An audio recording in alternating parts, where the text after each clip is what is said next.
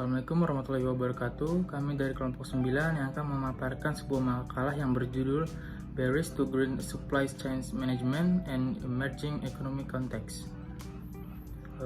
Sebelumnya izinkan untuk memperkenalkan anggota dari kelompok 9. Yang pertama ada Vira Octaviania Putri dengan NIM akhir 037. Kemudian ada Cantika Meina S dengan NIM 043. Ada saya sendiri Muhammad Azri Auzai dengan NIM 034. Kemudian ada Nera Sabriana dengan NIM 046 dan yang terakhir Muhammad Faris Ramadan dengan NIM 055. Yang pertama di sini ada latar belakang. Proses industri tekstil telah lama dikritik karena menjadi kontributor utama kegiatan lingkungan yang berbahaya, termasuk pemborosan volume tinggi sumber daya tak terbarukan. Akibatnya, industri tekstil merasakan tekanan untuk menerapkan proses rantai pasokan yang ramah lingkungan karena meningkatnya kesadaran masyarakat dan peraturan pemerintah. Dalam proses ramah lingkungan seperti itu, produsen umumnya memasukkan komponen-komponen tersebut yang memberikan dampak negatif paling kecil terhadap kesehatan manusia dan lingkungan selama produksi, konsumsi, konservasi, dan pembuatan produk tekstil. Proses ramah lingkungan ini disebut Green Supply Process Management, rantai pasokan hijau atau GSCMP. Kemudian untuk gap teori, Green Supply Chain Management Process atau GSCMP adalah proses manajemen rantai pasokan hijau yang mempertimbangkan keselamatan lingkungan di setiap proses, sehingga dianggap sebagai metode yang efektif untuk mengurangi dampak lingkungan yang merugikan dari produksi produk tekstil. Kemudian ada gap empiris. Penelitian terdahulu menyatakan terdapat dua hambatan paling kritis terhadap adopsi GSCMP, yaitu rantai pasokan yang hancur dan buta huruf praktisi bisnis tentang keuntungan adopsi GSCMP. Assalamualaikum warahmatullahi wabarakatuh. Perkenalkan, nama saya Vira Octaviania Putri dengan NIM akhir 037. Di sini saya akan melanjutkan presentasi dari rekan saya. Yang pertama ada identifikasi masalah. 1. Apa hambatan GSCMP dalam industri tekstil di negara-negara berkembang? 2. Apa hambatan GSCMP dalam konteks energi ekonomi? Nah, selanjutnya di sini ada tujuan penelitian. Yang pertama, untuk menganalisis hambatan GSCMP dalam industri tekstil di negara-negara berkembang.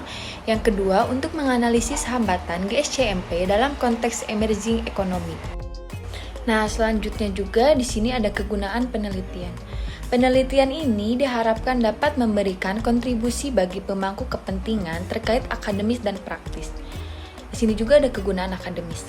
Penelitian ini diharapkan dapat memberikan informasi bagi peneliti selanjutnya, terutama yang akan melakukan penelitian pada objek manajemen rantai pasokan hijau. Yang kedua, kegunaan praktis. Penelitian ini diharapkan dapat berguna bagi pihak negara, khususnya negara berkembang, untuk memperbaiki strategi dalam mengatasi hambatan pada proses manajemen rantai pasokan hijau. Nah, selanjutnya di sini juga ada tinjauan pustaka. Konseptualisasi manajemen rantai pasokan hijau.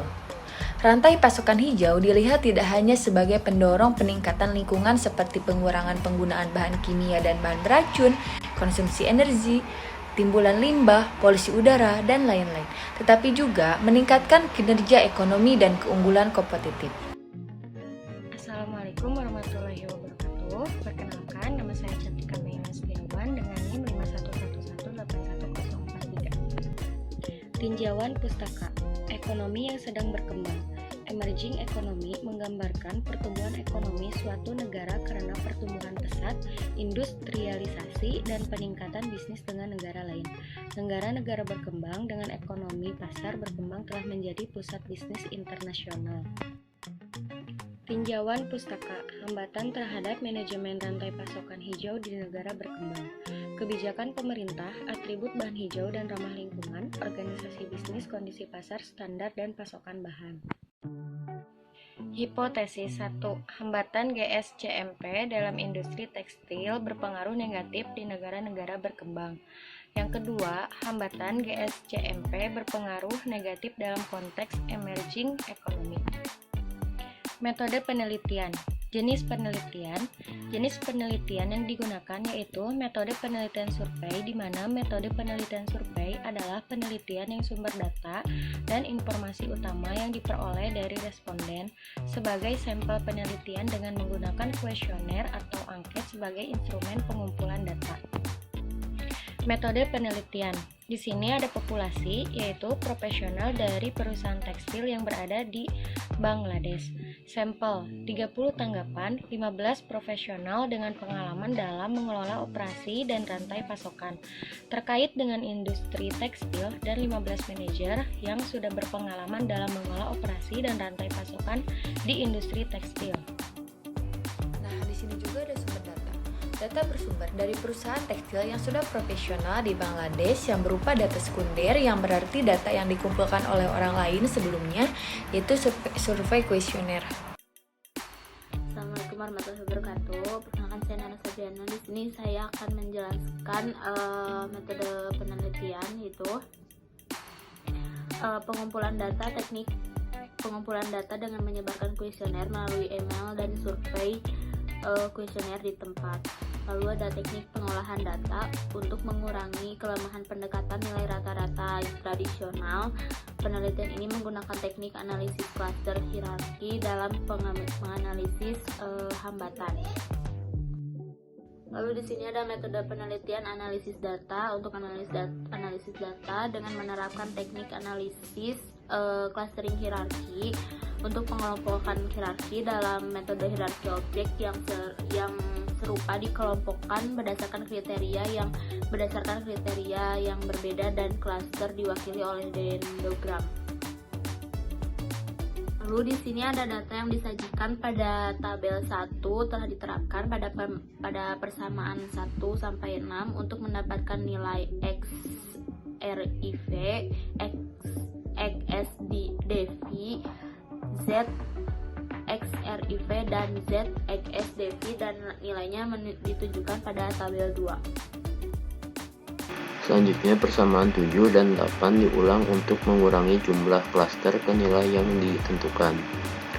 Jumlah klaster yang optimum dapat ditentukan dari indeks Zillholt yang dikemukakan oleh Rousseau pada tahun 1987. Rumus untuk menghitung indeks Zillholt dirumuskan pada persamaan 9 dan 10. Oleh karena itu, dari definisi di atas, nilai Zillholt dibatasi di antara min 1, 1 dan dapat ditulis pada persamaan 11.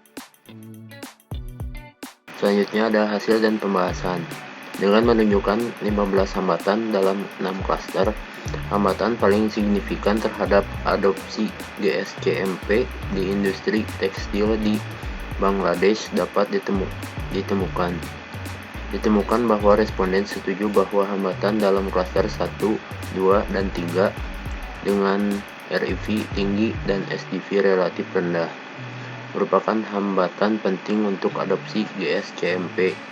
Kepentingan relatif yang tinggi dan varians yang relatif rendah dalam klaster 1, 2, dan 3 memungkinkan kami untuk memutuskan bahwa hambatan dalam klaster ini merupakan hambatan terpenting dalam adopsi GSCMP dalam konteks industri tekstil di Bangladesh. Praktisi memberikan pandangan berbeda tentang pentingnya hambatan dalam kelompok 4 dan 5. Konsensus hambatan GSCMP dalam industri tekstil di negara-negara berkembang seperti Bangladesh, dan bagaimana para praktisi menilai praktisinya, diantaranya rendahnya permintaan produk tekstil hijau dari pelanggaran karena kurangnya kesadaran, kurangnya insentif dari pemerintah, kurangnya peraturan pemerintah dan kerangka legislatif, kurangnya promosi bahan tekstil hijau di pasar lokal, hambatan teknis dengan penerapan GSCMP. Berikutnya ada kesimpulan dan saran. Kesimpulan, ditemukan bahwa kendala keuangan, kurangnya komitmen manajemen puncak, dan kompleksitas dalam rantai pasokan adalah hambatan paling kritis bagi beberapa praktisi, dan kurangnya permintaan dari pelanggan untuk produk yang berkelanjutan, sistem peraturan pemerintah yang lemah, kurangnya promosi produk yang berkelanjutan, Dan hambatan teknis adalah hambatan penting yang diterima secara umum terhadap adopsi rantai pasokan hijau di industri tekstil Bangladesh. Selanjutnya saran. Setelah berdiskusi, kami menyarankan bahwa di dalam jurnal tidak hanya teori yang memperjelas saja, melainkan harus membuat kerangka pemikiran atau kerangka konseptual yang bertujuan agar pembaca pun bisa memahami jurnal yang akan ditelaah dengan lebih mudah serta mempertegas hipotesis penelitian agar bisa mengetahui dengan mudah permasalahan yang akan diteliti. Baik, cukup sekian yang bisa kelompok kami sampaikan. Mohon maaf bila ada kesalahan. Wassalamualaikum warahmatullahi wabarakatuh.